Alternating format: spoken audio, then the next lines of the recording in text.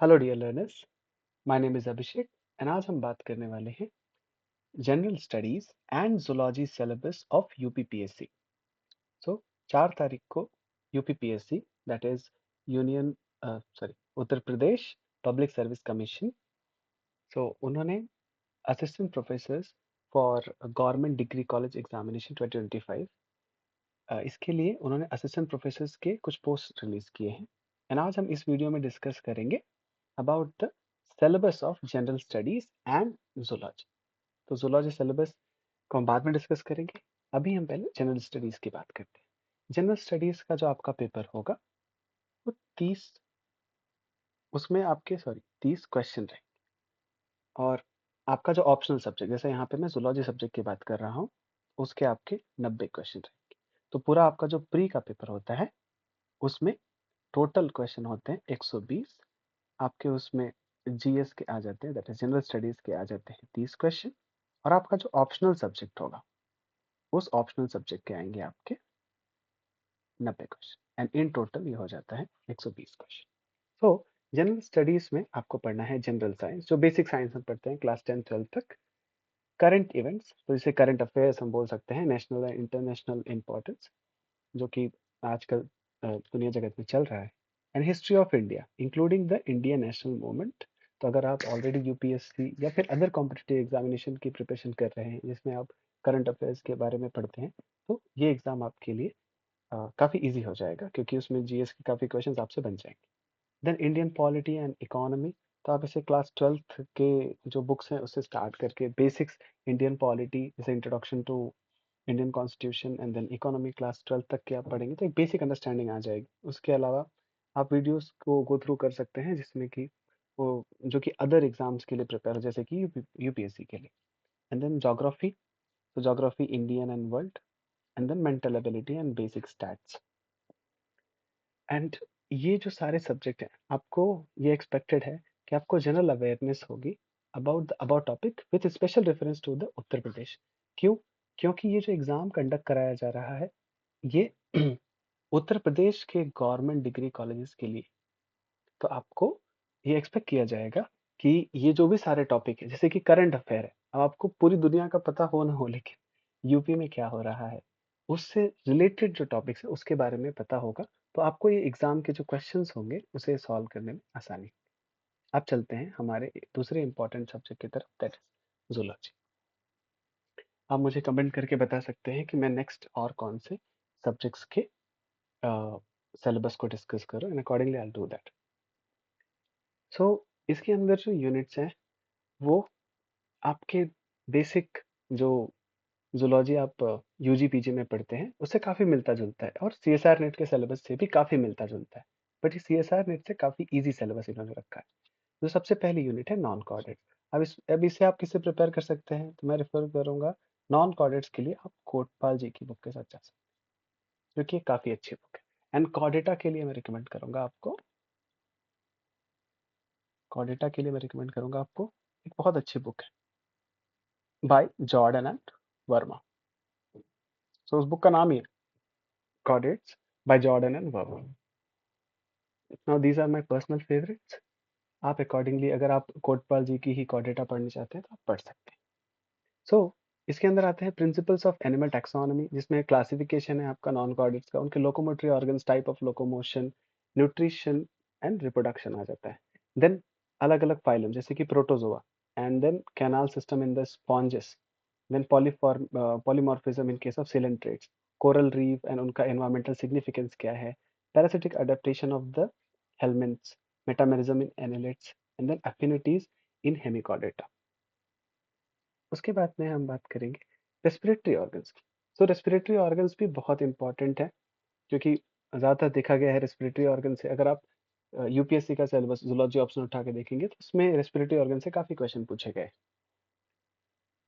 Then respiratory pigments जैसे कि हमारे अंदर होता है haemoglobin, mechanism of respiration in non chordates, but यहाँ पे नॉन कॉर्डेट्स की बात कर रहे हैं हम। अब आता है एक्सक्रीटरी ऑर्गन्स। हाँ ये सारी चीज़ें with respect to non chordates है। एक्सक्रीटरी ऑर्गन एंड उनका mechanism of excretion, then origin and evolution of the nervous system in case of non-chordates, general organization of the rotifers and larval forms। Larval forms are very important of free living invertebrates and their evolutionary significance. कभी कभी larval form और बस उनके invertebrates का नाम दे दिया जाता है और बस उसमें मैच द फॉलोइंग करना होता है। तो अगर आप बस लार्वल फॉर्म्स के नाम याद रखेंगे तो काफी इजी रहेगा मार्क्स स्कोर करना। Then in case of chordates, origin and evolution of the chordates, classification, characteristics, adaptive feature of the chordates. Then comparative study, जैसा कि जिन लोगों ने zoology पढ़ी है उन्होंने comparative study definitely पढ़ी होगी of the organ system of amniotes and anamniotes. Then integumentary system जैसा कि skin, skeletal, digestive, respiratory, circulatory, urinogenital, nervous and sense organs. तो basically अलग अलग जो systems हैं उनके बारे में। Then gametogenesis, वही बेसिक है इसमें, spermatogenesis, oogenesis and fertilization. Then biochemistry of the fertilization, types of egg जैसे कि क्लेडोइक, non क्लेडोइक and egg envelopes and cleavage in case of the cards. Then आते हैं fetal membranes with a special reference to the chick and then placenta development in case of the mammals. अब हम बात करते हैं third important unit की, that is ecology. अब ecology के अंदर, इकोलॉजी एक बहुत ही इजी यूनिट है तो इसे जरूर प्रिपेयर करके जाएं, जिसके अंदर आपको पढ़ना होगा principles and concepts of energy, energy flow in case of ecological system, ecological pyramids, food chain, food web, ये सारे इजी हैं क्योंकि हमेशा से पढ़ते आ रहे हैं। Community and its organisation, predation, mutualism and commensalism, then terrestrial, marine, fresh water ecology, ecosystem services. अब एयर, वही पोल्यूशन की बात आ गई, उससे वो कैसे होता है, कैसे कंट्रोल करते हैं, global warming, reasons and its solution. Then green house effect, green house gases क्या होती हैं, और उसके अलावा biodiversity conservation, major hotspot India के अंदर कौन कौन से हैं, एंड देन क्योटो प्रोटोकॉल जो लागू हुआ था क्या होता है, ज़्यादातर एग्जाम्स में क्योटो प्रोटोकॉल के बारे में पूछा जाता है। National parks in India, sanctuaries, red data book and endangered species. अब एनिमल बिहेवियर में parental care, types of memory, circadian rhythm, innate behaviour, learn behaviour, learning and social communication. Population dynamics के अंदर आप पढ़ेंगे species concept, Hardy Weinberg law, ये भी बहुत important है, natural selection, micro and macro evolution and evolution of horse and man. ज़्यादातर competitive exams में देखा गया है इस पॉपुलेशन डायनामिक्स से भी काफ़ी अच्छे क्वेश्चन आते हैं हर बार। अब हम बात करेंगे entomology. Entomology means insect biology, इसमें हम इंसेक्ट्स के बारे में पढ़ते हैं। अब इंसेक्ट एंड फिश, तो यहाँ पे एंटेमोलॉजी एंड फिशरीज दोनों को एक में रख दिया गया है। अब अगर आप देखेंगे तो इंसेक्ट्स की टैक्सोनॉमी है, बिकॉज क्लास इंसेक्टा बहुत बड़ा है in case of phylum arthropoda. So general organisation of insect body, insects की morphology, physiology with respect to the neuro endocrinology. So because उनके अंदर जो ग्लैंड्स होती हैं उसी से उनका डेवलपमेंट डिसाइड होता है, वो कौन से हार्मोन्स रिलीज करते हैं। So with respect to neuro endocrinology आपको पढ़ना है उनकी फिजियोलॉजी को। Then insect ecology, forensic entomology, medical entomology and bioluminescence, metamorphosis and diapause, इससे भी आप एक क्वेश्चन, टाइप्स ऑफ मेटामॉर्फोसिस देख लीजिएगा। Various methods of insect control, types of insecticides, mode of communication and photo reception. Then comes pheromones, कैसे वो interact करते हैं एक दूसरे से, इंसेक्ट्स के हार्मोन्स एंड पेस्ट मैनेजमेंट, कैसे हम उन्हें मैनेज करते हैं। एंड इंसेक्ट्स का इकोनॉमिक इंपॉर्टेंस क्या है, जैसे कि बहुत सारे इंसेक्ट्स हैं जो हम डेली लाइफ में हमारे लिए बहुत इंपॉर्टेंट रोल प्ले करते हैं, जैसे कि honey bees, lac etcetera. So social behaviour of in case of insects.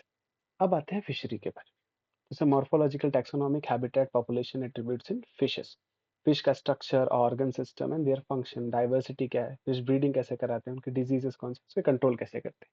Then comes fish preservation, processing, fish culture, अब उसमें इंड्यूस ब्रीडिंग है और उनकी इकोलॉजी के बारे में आपको पढ़ना है। अब फिश की कैप्चरिंग कैसे होती है, pond, fresh water fishes, cold water fishes and brackish water fishes कौन कौन सी होती है। कभी कभी उसमें मैच द फॉलोइंग में क्वेश्चन आ जाते हैं, कौन सी पॉन्ड वाटर की है, कोल्ड वाटर की है, ब्रैकिश वाटर की है। Then management and other cultural practices, तो बेसिकली एक्वा कल्चर के बारे में, जैसे कि overview of aqua culture practices, introduction to polyculture of fishes and fabrication and the maintenance of the aquarium. अब आते हैं another most important and interesting unit, that is developmental biology. Developmental biology, so इसमें developmental patterns in case of metazoans, stages of animal development, embryonic homologies, malformation and teratology. Then early embryonic development, इसमें fertilisation, pattern of cleavage, morulation, blastulation, gastrulation. फिर morphogenetic movements जो अलग अलग तरीके के होते हैं, development of fowl up to the formation of primitive stage तक ही पढ़ना, उसके आगे का नहीं। Then comes late embryonic development, इसमें मेटामॉर्फोसिस, रीजनरेशन, सेक्स डिटर्मिनेशन कैसे होता है, modern approaches in developmental biology. Developmental biology के लिए अगर आपको रेफरेंस बुक चाहिए, no doubt it will be Gilbert. इससे अच्छी बुक आपको नहीं मिलेगी जिसमें कि आपको ये सारी चीज़ें एक जगह पे मिल जाएंगी। Then environmental disruption of normal development, Hoxine, descent with modification, epigenetic regulation of the developmentally relevant genes, and development of genetically modified animals। ये सारी चीज़ें आपको डेवलपमेंटल बायोलॉजी में पढ़नी। Then comes another very important unit, that is cell physiology and biochemistry. तो अगर हम बात करें CSIR की, तो उसमें दो यूनिट होती है, यूनिट 1 बायोकेमिस्ट्री है, यूनिट 2 सेल है। अब से यहाँ पे देखिए, तो अब इतना पार्ट है आपका सेल से, सेल बायो, एंड ये वाला जो पार्ट है, this is biochemistry. Now see, in case of cell physiology, you just have to read differences between prokaryotic and eukaryotic, membrane structure, function of different cell organelles. This nucleus, cytoskeleton, ER, Golgi, mitochondria, lysosome, etc. Then cell communication कैसे करते हैं, cell junction, cell cycle regulation in case of eukaryotic cell cycle, and stem cells का basic and उनका significance. Then biochemistry में वही same चीज़ है, structure, properties and classification of carbohydrate, lipids, biomolecules के बारे में, amino acid, protein and nucleic acid। फिर enzymology में आ गया, enzymes, mechanism of action and there classification, vitamin, water soluble and water soluble कौन से होते हैं और उनका बायोसिंथेसिस कैसे होता है, metabolic pathways of the carbohydrates, lipids and amino acid, that is whole metabolism. इसमें लिखा बहुत कम है, लेकिन आपको पढ़ना पूरा CSR जितना ही है, क्योंकि क्वेश्चंस वैसे ही आते हैं, बट वो आपको वहाँ पे ऑप्शंस मिलते हैं, यहाँ पे आपको कोई ऑप्शन नहीं मिलेगा, remember that. Now come cytogenetics and biostats. ये थोड़ी सी लोगों को टफ लगती है क्योंकि थोड़ा बहुत मैथ होता है, बट ट्रस्ट में ये बहुत इजी है और बहुत अच्छी यूनिट है। अब साइटोजेनेटिक्स में क्या, हम इसमें क्रोमोसोमल स्ट्रक्चर के बारे में पढ़ेंगे, cell division, karyotype analysis, chromosomal aberration and various syndromes, जैसे कि अलग अलग से सिंड्रोम्स होते हैं, Patau syndrome, Down syndrome, Edwards syndrome, cri du chat, etcetera. Similarly chromosomal banding, उसके टाइप्स, एंड देन फिश, एक टेक्निक है फ्लोरेसेंट इन सिटू हाइब्रिडाइजेशन, तो उसके बारे में पढ़ना पड़ेगा आपको। And then concepts of genomes, transcriptomes and proteomes, basically omics के बारे में। Then mutations, mutation and mutagenesis, कैसे होते हैं म्यूटेशंस, कौन उन्हें कॉज कराते हैं, and cytoplasmic inheritance, and biostats. Biostats में आपको matrices, vector, sampling, data collection and recording कैसे करते हैं, इसके बारे में पढ़ के जाना है। देन सेंट्रल टेंडेंसीज, जो कि सबसे पहला चैप्टर होता है जनरली बायोस्टैट्स, हम स्टार्ट करते हैं, इसमें आपका है arithmetic mean, median, mode for ungrouped and group data, as standard deviation है, variance, quarterly deviation, coefficient of variability, probability and normal and binomial distribution. Then statistical methods में आपको significance of correlation, t test है, chi-square test, and basic concept of the bioinformatics. Now comes my favourite, mammalian physiology.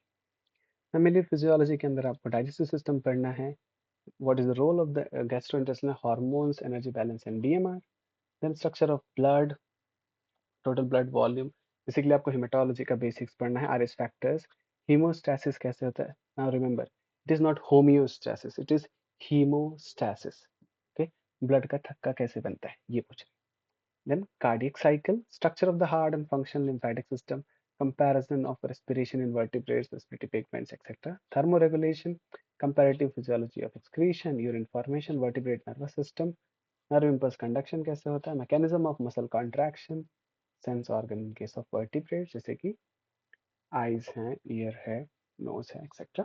Then male and the female reproductive system in case of the humans. Now इसी से attached एक unit है, that is endocrinology, जिसे कि हम physiology में रख सकते थे, वैसे एंडोक्राइनोलॉजी उसी का पार्ट है, बट इन्होंने अलग से रखा है बिकॉज इसमें बहुत सारे, इससे आपको बहुत सारे क्वेश्चंस मिल जाते हैं, they are really easy to attempt, जैसे कि phylogeny and ontogeny of the endocrine glands, discovery and classification of hormones, hormone effects on behavior and immunity, biosynthesis of and regulation of the hormones, इससे questions बनने के chances होते हैं। क्योंकि ये attempt करना थोड़ा उतना ईजी नहीं होता। Then hormones and the homeostasis, okay, कैसे उसका बैलेंस होता है एंड कैसे वो हेल्प करती है बॉडी को बैलेंस करने में। देन पिट्यूटरी ग्लैंड, ऑल जो भी सारी हमारी ग्लैंड्स हैं, इंडोक्राइन ग्लैंड्स, उनके बारे में, pineal, thyroid, parathyroid, thymus, adrenal, steroid hormone, जो कि हम क्लास 12 से पढ़ते हुए आ रहे हैं, and there structure and function and related diseases. हाँ, ये एक बहुत इंपॉर्टेंट है। इससे क्वेश्चन तो आप कभी भी गलत कर ही नहीं सकते, क्योंकि इन्हें याद करना काफी ईजी होता है, बिकॉज हम इसे बहुत पहले से पढ़ते हुए आ रहे हैं। Then overview of the reproductive hormones in spermatogenesis and oogenesis, जैसे कि LH, FSH and other, and biological activity of the prostaglandins and biosynthesis of amino acid derived small size hormones and termination mechanism of hormone action।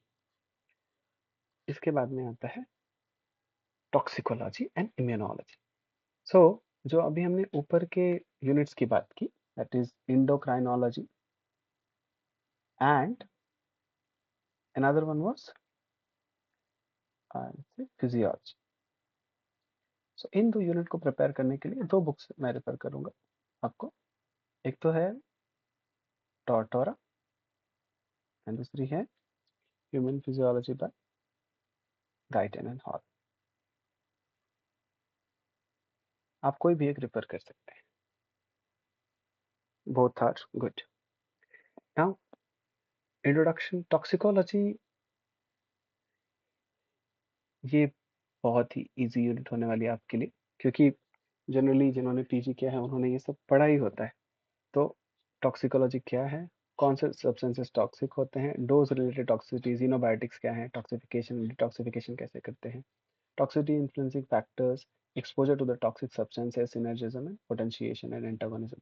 Now behavioural and physiological responses क्या होते हैं, and reproductive and developmental effects because of the toxic, ये सब toxicology में आ जाता है। Then comes immunology. अब इम्यूनोलॉजी के अंदर हम क्या क्या देखेंगे, ये पूरा का पूरा पार्ट है इम्यूनोलॉजी का।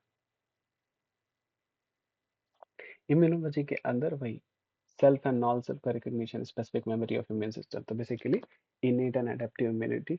देन वही अलग अलग टाइप्स के क्या क्या फीचर्स होते हैं एंटीजेंस के, हैप्टेन्स के, कैरियर मॉलिक्यूल के, उनका nature, primary structure of the immunoglobulins, light chain, heavy chain, variable region, constant region, basics of the antibodies।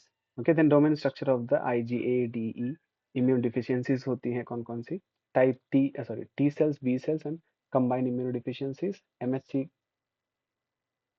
major histochemical complex, उसके टाइप्स पढ़ के जाना है आपको, and then principle methodology and application of the ELISA, enzyme linked immunosorbent assay. तो और उसके types भी देख लीजिएगा, क्योंकि मेथोडोलॉजी उसी के हिसाब से बदल जाती है।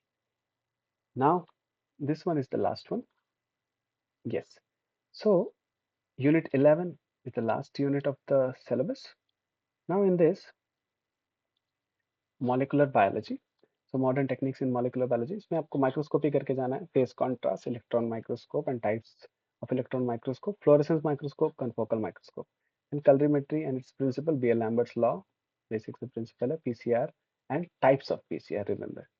तो RT-PCR, qPCR, ये सब देख लीजिएगा। Gel documentation system, flow cytometer, DNA sequencer, and then DNA replication, transcription and translation. So यहाँ पे आपका मॉल बायो आ ही जाता है पूरा ना, gene expression, regulation and post transcription. So अगर आप ध्यान, आपको याद हो तो जो हमारी यूनिट थर्ड है इन केस ऑफ CSIR, वो पूरा का पूरा यहाँ पे दे रखा है इतने में, structure and function of the nucleic acid, that is DNA, RNA, then restriction endonucleases, plasmid, bacteriophage and cosmids, then bacterial artificial chromosome, yeast artificial chromosome, yeast based vectors and expression vectors, mobile genetic elements like transposons, and then DNA replication, DNA repair and recombination, उसमें enzyme involve जो होते हैं उसके बारे में, and then regulation of the gene expression.